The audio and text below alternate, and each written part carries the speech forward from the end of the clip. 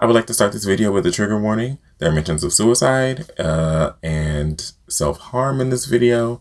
If that is something that triggers you, I would tell you to stop right now. If not, please carry on and hopefully you get something from this message from me. Hey, hi, hello, and welcome to the show. My name is DDare Bionic, if you did not know, and I am here today with another video. So today is Monday, and you know what that means. It is mental health chat. Or check. I haven't decided which two of the words I want to use, but it's Mental Health Monday essentially. And what that means here on the DDare Bionic channel is that I will be imparting my knowledge of mental health upon you and also checking in just to see if you guys are doing okay, holding up well during this pandemic, and chit-chatting about mental health. So I just would like to start this video and this whole entire series off by saying I am in no way a medical professional. I am not certified, licensed, or trained in any way to give or certify advice that I am giving. I am not a doctor. I am not a psychiatrist. I am not a therapist. I am none of those things. I am just an empath who happens to have high functioning depression, has dealt with it for a very long time, and am giving you all of the information that I have found through deep research, through living life, through communicating with other people, and through communicating with mental health professionals in my life. So this series is purely based on personal experience, personal research, but take from it what you will. You can ask me any questions you want. I will find an answer for you if I don't have it, or I will give you the answer that I have. But I just wanted to let you all know that I'm not a medical professional, and you can take what I say either with a grain of salt or with a grain of sugar. Is that a phrase? Is that even a phrase? So to start this series off, I figured I should start with my own story. Now, like I said, I have high functioning depression and general anxiety disorder. And essentially what that means is unlike some people who have depression, am able to, I hate to use the term push through, but that's the only phrase that's coming to my mind. Essentially what happens is on days of high depression or anxiety, I am still able to complete tasks, to go to work, to film YouTube videos, to, create content and edit and, do all of these things that I normally do. But a lot of the times it's not coming from a place of joy, and not a lot of the times, let me not say that. It's not coming from a place of joy. Sometimes it's coming from a place of, I need to get this done. And that is the depression talking, because I fully enjoy doing this. I love creating these videos. I love creating content on the internet, and sometimes my brain just likes to fight me and beat me up, and I don't win sometimes. But basically, to kind of go through my story, so I believe my first real bouts of depression started when I was around 12 years old. At that time, my father entered my life again. It was not great. I was a teenager entering my teenage years, so I had all these hormones happening. All these things were going on. I was moving, I was changing schools, leaving all the friends that I knew. And I felt like everything that was happening that was bad in my life was my fault. So my depression stemmed from me blaming myself for every horrific thing that happened to me or to my mom during this time. And so I put a lot of that blame on myself, and I still to this day carry some blame with me, and I am trying very hard to dispel that, but it's a thing that I just kind of lock in a corner and put away to the side, not in an unhealthy way, and we'll get into healthy coping mechanisms on the next episode, but in a way of keeping the peace with myself and acknowledging that I do have depression. And that is a thing that does trigger me, feeling like a burden or feeling like I am to blame for an issue or a situation. So anyway, fast forward to 14, 15, 16 years old. I'm in high school. I have made all these friends, but I am really in a dark place. I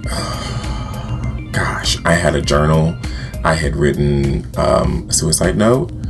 I had planned on how to do it. I had almost attempted, and Maybe I'll get into that story in another episode more deeply. I've shared that story many times with many people. I'm not uncomfortable talking about my personal suicide story, but I think that might be a bit much for this episode.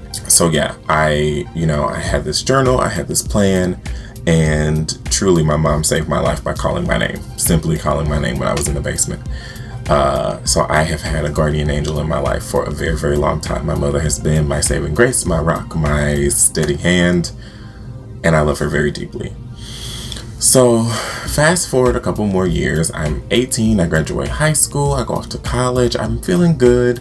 I don't feel as depressed as before, but as soon as I find out I can't come back for the next semester of college, things kind of take a turn again. And I go home and I'm really sad.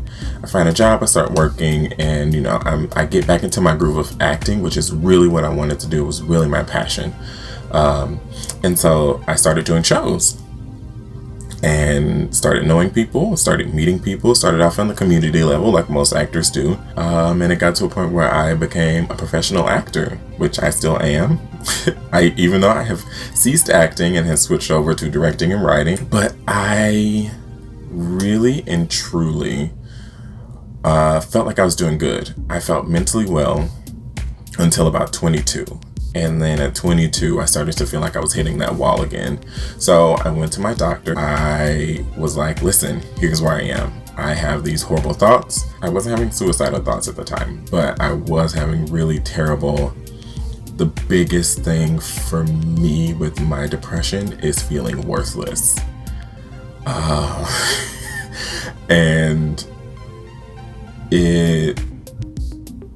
that's just it. That, like, of all the symptoms, of all the things I found out that were symptoms, that is the biggest one that hits me personally, is that worthless feeling, that empty, that bottomed out, that what is the point feeling. So I go to my doctor, I tell her all these things I'm feeling, vertigo, joint pain, worthlessness, emptiness, sadness for absolutely no reason in the middle of the day. And she's like, okay, well, you have depression. And I was like, cool. I already knew that, but thank you for confirming it for me. And truly that confirmation kind of like flipped a switch. I felt like I might have been crazy. I felt like I might have been putting something on myself, but in true, real, honest actuality, I have depression, and it felt good to get that diagnosis. And I wasn't going looking for medication. I didn't feel like I needed it at the time. But she did prescribe me medication. I did not take it because I was afraid to take the medication. I'll be completely open and honest about that. I still haven't taken it. It sat in my drawer for 6 months, or really probably longer than 6 months. It sat in my drawer for a very long time, and I just kind of tucked it away because I was scared, not of the stigma of being medicated, because I believe very deeply in medication. If you need medication, seek that help, get that help. If it is something that will help you be better, live better, think better, act better, if medication is what you need, get it. Listen to me, get it. I fully support being medicated, but I was personally afraid of being medicated. I just wasn't looking for medication, and that's the first thing she said, and I was like, okay, I guess I need this. So flash forward a few more years to 24. I am, like I said, a professional actor. I'm working hard, grinding in these streets. I'm doing show after show after show after show after show after show. And then at one point during the year, I kind of stop and take a mental assessment, and I realize that I am piling all this work upon myself as a distraction from what is really happening with my mental health. And my mental health was crumbling. I was feeling like that 14, 15-year-old boy with a suicide note in his notebook, in his journal. And it was really a rough, it was really a horrible time. So by the end of the year, when I was 24, just 3 years ago, so 2017, I had started working on this play, and that's another thing I can get into another time. that I was writing about mental health. And I had stopped doing shows. I was like, okay, that's it for this year. It was October. I was like, I'm not doing any more shows. I just need a breath. I need some time to assess my mental health, to take care of myself. And truly, I felt like I was crawling out of my own skin. I wanted to like medically peel my skin off inch by inch. I had planned to take a trip for my birthday, my 25th birthday, because my birthday is always a very significant time for me.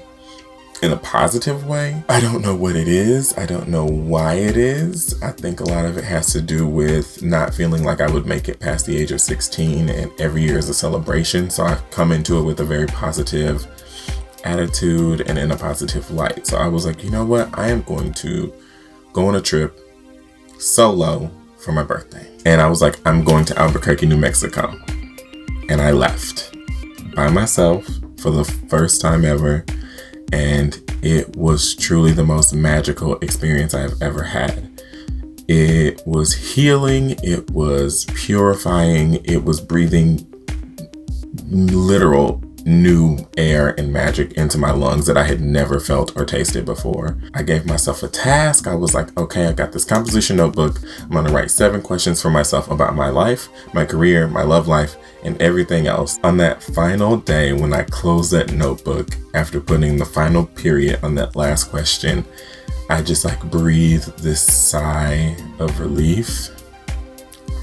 And I was like, wow, I am bringing an entirely new person back to St. Louis with me. If you believe in energy and spirit and the universe giving you symbols and signs that are sometimes physical, first day I was there, I got violently ill. I will spare you the details. After that episode at like 4 o'clock in the morning, I like fully finish all of that. I wake up the next morning like nothing had ever happened.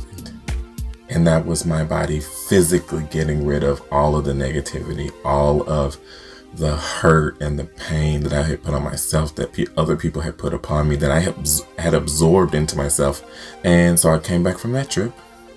I felt like a new person. My mom even said to me when I walked in the door, she was like, you just seem different. And I was like, I feel different. So that brings us to 27.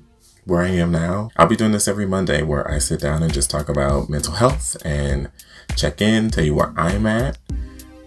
Today is a weird day for me. I feel a little like in between shaky mental health wise. I just felt like I needed to share that with you all to like start this off on the right foot. I didn't want to start this off just beating you over the head with information. I wanted to give you my perspective and why I'm doing this. Because talking about mental health has helped so many people and has helped me, and sharing these stories and sharing my journey, I hope helps you as well. So come back every Monday and chat with me. Maybe I'll start doing these as like a live YouTube thing. I don't really know how it works, but we'll see. Thanks so much for watching. If you like this video, make sure you give me a thumbs up. I would really, really appreciate it. Subscribe to my channel. I put out videos every Monday, Wednesday, and Friday. And make sure you hit that bell notification so that you can get a notification every time I post. And if you're only interested in Mental Health Monday, you can do the little preference thing and say, I only want video notifications on Mondays when he's talking about mental health, which will not hurt my feelings at all. Make sure that you shop my Redbubble for interesting and beautiful designs like so, like this beautiful, delicious mosaic style shirt. I am currently unemployed and laid off from my job due to COVID-19, so any little amount helps. I really appreciate you very much. And visit the link in my description to shop Lunar Tide's hair color, where you can get beautiful colors like this cerulean sea that my beard is. It's like a beautiful teal. As well as my music. I put out music whenever I can. So yeah, thanks so much for watching, and I will see you guys on the next video. Bye.